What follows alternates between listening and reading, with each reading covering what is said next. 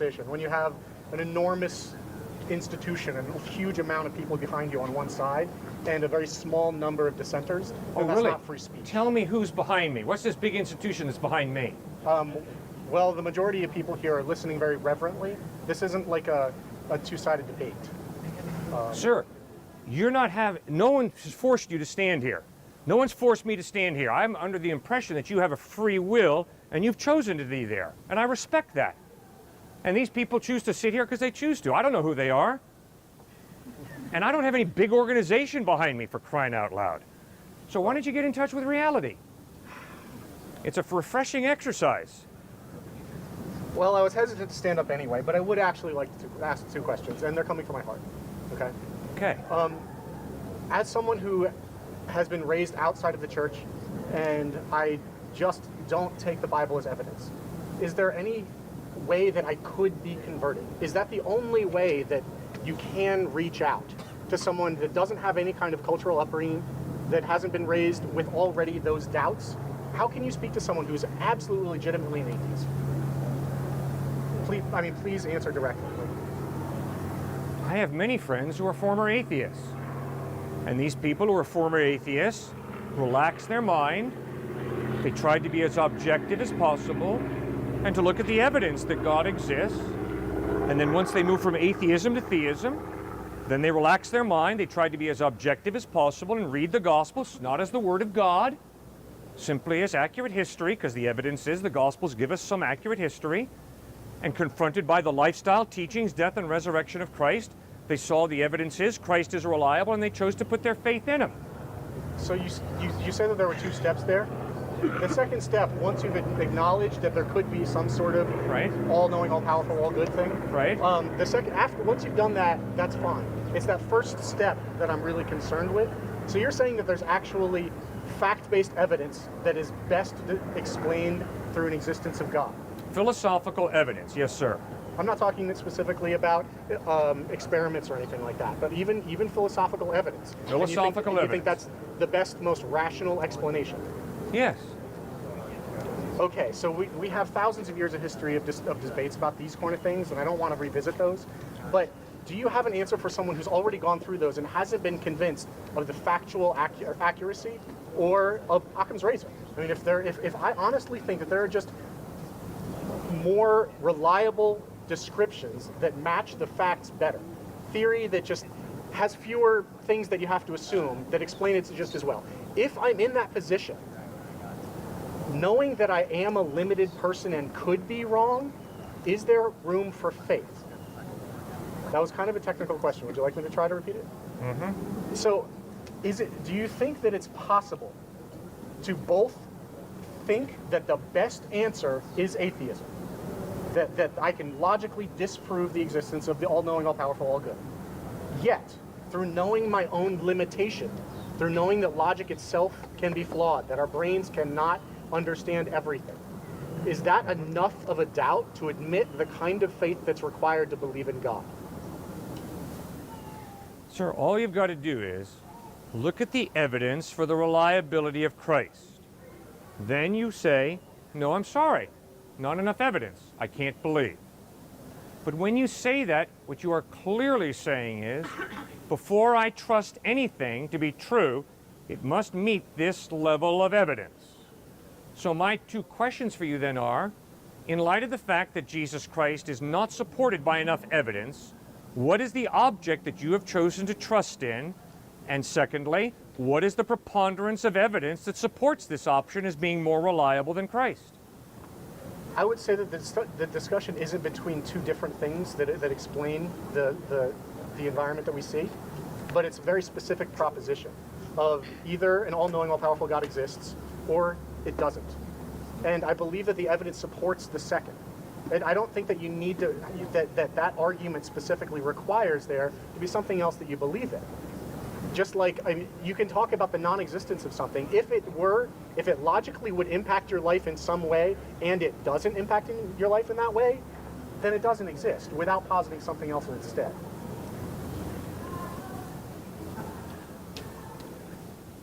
Tonight, when you put your head on your pillow, tonight when I put my head on my pillow, like it or not, you are living for something or someone. Like it or not, I'm living for someone or something. You have said the reason that you cannot believe in Christ is because of a lack of evidence. No, I said an evidence against. That's a very important difference. All right, fine. Evidence against. Okay. So what I need to challenge you to do is explain to me what or who you are living for and why. What's all the evidence that points to whatever the option is you've chosen other than Christ? What's this overwhelming evidence that has convinced you that this option is more trustworthy than Christ? Well, we're talking about two different things here, and I'm trying to answer your questions. This is the only way I know how. I'm talking about whether something exists or not, and you brought in value. You brought in why are you living? What are you living for? Why are you good? Something like that. Like, what is your purpose? And the question that I was asking was very much about what exists. And if God does not exist, frankly, if nothing above me exists, that doesn't imply that I have nothing to live for. Right. Yeah, and I do definitely have things to live for that I Right. can specifically point to that have nothing to do with whether there's a God. Right. That's right. I know that. Okay, then just I don't thought understand why there's a connection there. For some reason, you and the two gentlemen before, I'm not sure that you guys respect language the way I do. How do you mean? I agree with those who say that language can just be a power move to assert your power. And that happens at times. But I'm convinced that if we take language seriously and if we listen to each other, we can have meaningful conversation. I thought I just said to you, tonight, when you put your head on your pillow, like it or not, you're going to have to acknowledge you're living for something or someone. Yes. Like it or not, when I put my head on my pillow tonight, I'm going to have to acknowledge I'm living for someone or something. I agree with that. We both have faith. Now, you have said to me crystal clearly that there is not enough evidence that God exists, and you didn't want to hear me go over that evidence, and I respect that. And you have also clearly said that there's not enough evidence that Jesus Christ is reliable. Fine, no problem. But when you say to me, the reason you can't believe that God exists, the reason you can't believe that Jesus Christ is the truth is because of lack of evidence, in order not to be an intellectual hypocrite, I'm asking you, what do you live for, and what's this preponderance of evidence that convinces you that this option is superior to God, to Christ? I can answer the question. I just didn't Please think it was do. relevant to the conversation. I believe in flourishing, in human flourishing, in eudaimonia. I believe that we have goodness in our lives, that there are good things to experience, good things to learn and be. I mean, there is an inherent goodness to human life that has no relationship with anything higher than humanity. And once you acknowledge that there's something higher than humanity, it belittles us. I specifically, just so I don't get off topic, that what I live for is flourishing. Who defines flourishing? I do, for myself. Fine. And the KKK defines flourishing for themselves. That's fine. It's That doesn't fine? mean they're right. And the terrorists who bombed and shot people in Paris define flourishing. Let's say, do I believe in some sort of absolute good? I did not. I asked you, how do you define flourishing? Who defines flourishing? We each define flourishing. Okay. Now, if you think about it, you're going to realize you've thought it one way, define flourishing one way. That's fine. The terrorists have obviously defined it another way. Fine.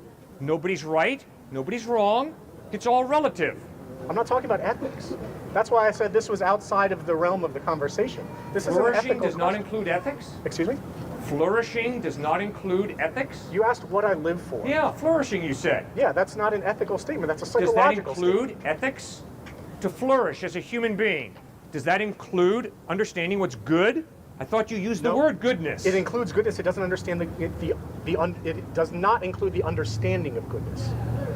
It includes goodness, my- but not the understanding of My goodness. moral imperative is Language to is breaking flourish. down. No, my moral imperative is to flourish. My moral imperative is not. It does not include having some sort of ultimate goodness. I don't have that claim on reality. I just said earlier in my honest question, one that I've asked of priests in the past when I was really questioning. My honest question is faith compatible with this idea? That's a very specific question. Okay. With flourishing? With the fact that my logic is limited, I could be wrong. I know that I could be wrong. When you take that same idea and apply it to flourishing, yes, I am going to do my utmost to be a good person, but that does not mean that I know what good is. I don't lay any sort of claim to absolute goodness. Like it or not, you have to make a judgment call on what the terrorists did in Paris. They define that as flourishing, as their goodness. Now, you just can't live in a vacuum and say, well, it really doesn't matter, it's irrelevant. You have to make a judgment call. Is that right or wrong? You have to make a judgment call. Is the KKK right or wrong in denigrating black people and elevating Aryan supremacy? You can't just live in a vacuum and say, well, it's irrelevant. It's not irrelevant. It's real life. So who defines flourishing? And if you define it, then what makes your definition right and the KKK or the terrorist definition wrong? Our disagreement isn't about what flourishing is. Our disagreement seems to be that you think that there has to be this objective rule, and if I'm not following it, you even specifically said it earlier, that's why I stood up. You accused anyone who does not have an absolute idea of ethics as being a relativist. You're accusing me of being a relativist and saying that I believe this and someone else believes that, and that we're both right in our own spheres. And there are other ethical views besides absolutism and relativism. Like you can't set up this false dichotomy and say either I'm making some sort of absolute claim or what I'm saying is useless. That's just totally unfair and doesn't match our human experience.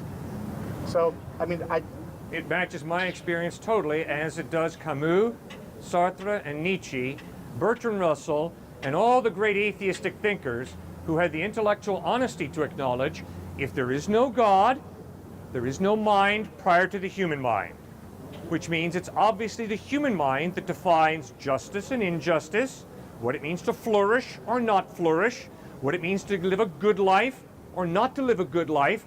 It's all the creation of the human mind. It's a human fantasy. My fantasy is not superior to your fantasy. Your fantasy is not superior to my fantasy. It's all relative. And I'm saying, sir, I don't think you can live that way. I think, agree. I could be wrong, I think you live as if the terrorist attacks in Paris, France were absolutely wrong. You see, you can't say that if you're going to hold to what you believe in, which is there is no God, morality is relative. I define flourishing, I define goodness for myself. Fine. If what you say is true, if what you believe is true, then have the intellectual honesty to say the terrorists define good, flourishing life their own way. They're not wrong, I'm not right. It's all in taste. It's a matter of taste. In case it's not obvious, I do think that atrocities are wrong. In case it's not obvious, I think that there are incredibly bad things happening in the world and that we have a personal responsibility to stand up and do something about it. I am sure you do. Our disagreement's not about that. Our disagreement I is about whether there's an intermediate ground, not even intermediate, putting it on a spectrum is false, but something that's neither absolutism nor relativism. An example from a relatively Christian person is Immanuel Kant. He said that there is a transcendental mind, that people come together, not literally come together, but there is an understanding among humans of what is right and wrong. And it's not an individual person, but neither is it an absolute thing. There are other ways of looking at this besides this false dichotomy. So that, I think that maybe I'm getting a little too technical, but I mean, honestly, I wanted to ask the question about, given that I just don't see the evidence, but is the knowledge of my own lack enough to admit faith? And it seems like what you're saying is, no, you have to admit the evidence. And what that means to me is that I can't have faith then. So that's my conclusion here, unless you'd like to try to answer that question. The reason it's so frustrating to talk with you is because I don't think you listen to me very carefully. I'm sorry. I feel like I have been. I'm sorry if we're not. I said, sir, you have faith. I have faith. Don't you remember I talked about tonight? Both of us are going to put our heads on our pillows. Sure, I went over it twice with you. Yes, but that's you're very not smart. answering Well, my there's a question. problem. Yes, I am answering your question. Not with a yes/no answer. Not with a yes/no answer. I'm trying to point out to you that every atheist, every agnostic, every Muslim, Jew, Christian, we all have faith. What does that mean? It means that all of us have to deal with the basic fundamental questions. Why is a human being valuable? Is there a purpose to life? Why do I behave ethically the way I do? Is there life after death or is there not?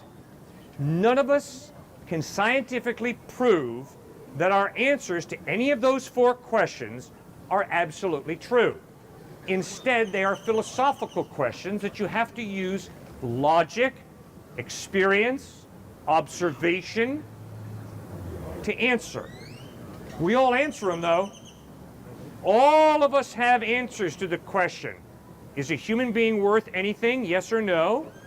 Is there a purpose to life? Yes or no? Is it right or wrong to bomb people in Paris and be part of the KKK? Yes or no? Is there life after death or not? Yes or no? We all have to struggle with those issues. You have no choice.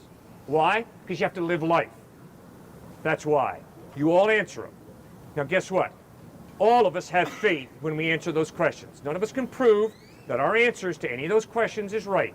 So sir, please don't walk away from here telling me or thinking that I didn't say you have faith. I know you have got faith. Same way I've got faith. You just have a different faith from me. That's all. An atheist has faith, just a different faith than I do. We all have faith, trusting that something is true, not because we can prove it, but hopefully because we've got evidence. And that's why I pressed you, sir, and said, what's your faith in, and what's the evidence that whatever it is that you believe in is reliable? So I've been straight as an arrow with you, sir. I agree with everything you just said, honestly. Well, good. No, that's not. The problem is that that's not speaking to whether there's a God. And I'm specifically asking about it. No, you cut me off at the knees when it came to answering that. I'm sorry? How? You cut me off intellectually at the knees, because I started to answer you, and you said, I don't want to go through all those arguments that have gone over the past 2,000 years over whether God exists or not. No, yeah, you're right. You cut me off at the knees intellectually. So let's not act like, oh yeah, you've come out here with an open mind, inviting me to explain to you why I believe God exists. No, You that's didn't. not what I'm asking. It's You honestly didn't. not. You cut me right off. I'm not asking you to explain why you believe in God. I'm really not. I know you're Because I've not. been doing that for 20 years. Right. What I want to know is, given that I've already decided that the evidence doesn't support it, is the question done? Is there further work to be done here? If I know the best evidence supports that there's no God, is there further work? Should I still keep looking? Yeah. Simply because of the knowledge of my own imperfection. Yeah, you sure should.